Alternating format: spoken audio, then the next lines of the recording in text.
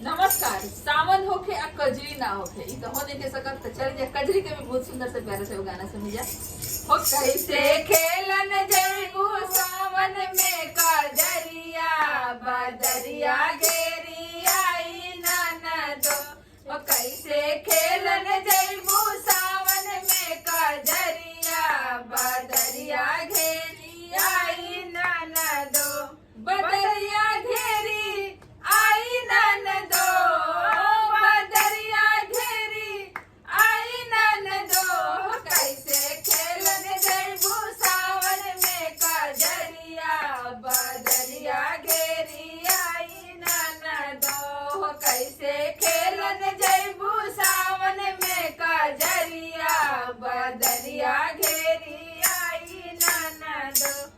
एकता जात हवा के लेके हूँ संग न सहेली। एकता जात हवा के लेके हूँ संग न सहेली। गुंडा घेर ली है हो गुंडा घेर ली है तोहरो डगरिया बदरिया घेरी आई ननदो।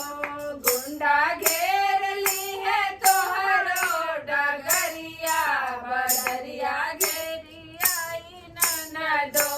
कैसे खेलन जइबू सावन में कजरिया बदरिया घेरी आई ननदो। कैसे खेलन जइबू सावन में कजरिया बदरिया घेरी आई ननदो।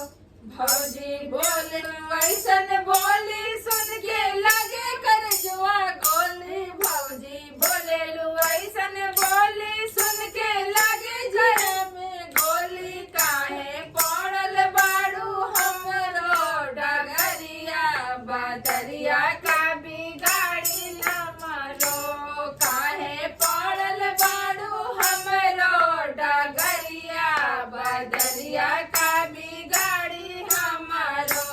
हम तो खेलन जइबो सावन में कजरिया बदरिया गाली आई हमरो। हम तो खेलन जइबो सावन में कजरिया बदरिया का बिगाड़ी हमरो। कितना दावल फांसी चढ़ गए कितनो जहर खा के मर गए। कितनो दावल फांसी चढ़ गए कितनो जहर खा के मर गए। कितना पीसत हुई है हो कितना पीसत हुई है जेल में चाकरिया बदरिया घेरी आई ननदो। कितना पीसत हुई है जेल में चाकरिया बदरिया घेरी आई ननदो।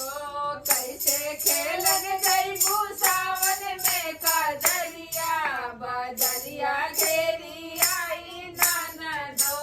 कैसे खेलन जइबू सावन में कजरिया बदरिया घेरी आई ननदो।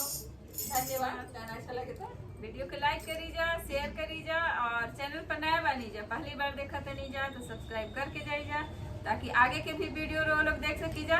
और हमने के फेसबुक के भी चैनल बोलो और इंस्टाग्राम पर भी बानी जा हमने के, तो वही जाके रो लोग देखी जा। धन्यवाद।